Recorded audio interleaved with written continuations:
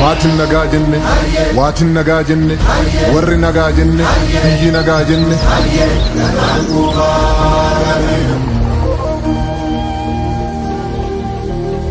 Gadaa shananiin tumme, gadaa shananiin muree, odaa shanaan jalatti jaalalaan waliin bulee. Daraaf hin dhaabbanne amaanaaf cubbuu nyaate kan hundumaa danda'u duuta firratti baate. Saba garaa bal'atu saba garaa galaanaa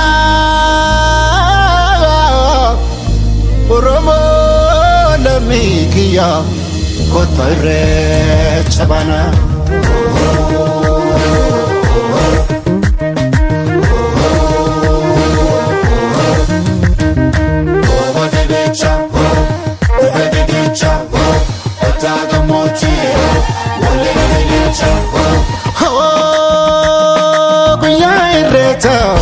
Guyyaa irreecha.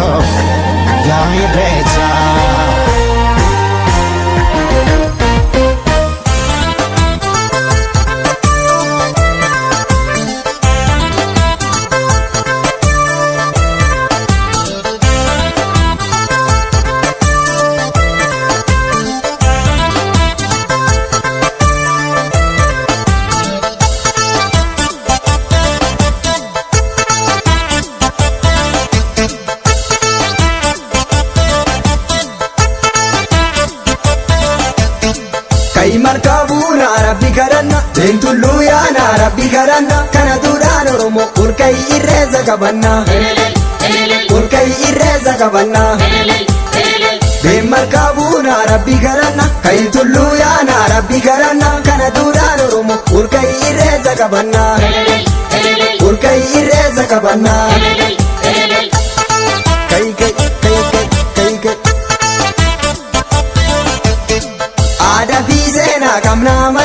Ada fi seenaa qabna amantii keenyuma waaqeffannaan kallachatumaa Oromooti. Kallachatumaa Oromooti. Duudhaa irreessa marga qabanne duudhaa irreessa marga qabanne isa dhabbii tokkicha galanni si haa ga'u jenne. Galanni si haa ga'u jenne. Boranaa barreentu marti Oromoo Boranaa barreentu marti Oromoo shanan gadaa wal ga'e galata Rabbii galchagunoo. Galata Rabbii galchagunoo.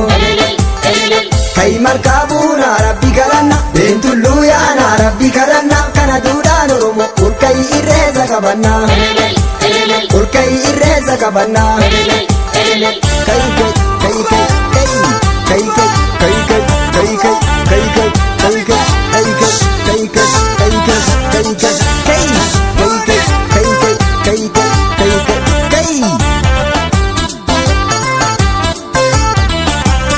Waaqeffannaan dura amantii keenya Olkai markaa deemna. Waaqeffannaan dura amantii keenya Olkai markaa deemna. Waaqeffannaan dura amantii keenya Olkai markaa deemna. Waaqeffannaan dura amantii keenya Olkai markaa deemna. Dho'ee hadaan gammanne gadaan kuufa inni bebirraanis bari'e.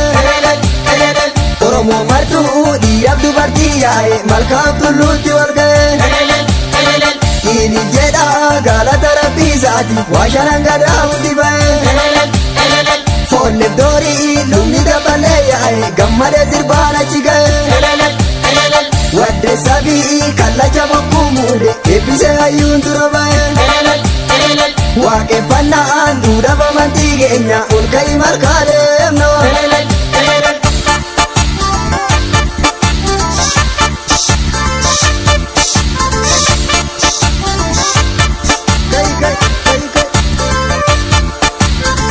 Waaqeffannaan duudhaaf amantii keenya Olkai markaa deemna. Waaqeffannaan duudhaaf amantii keenya Olkai markaa deemna.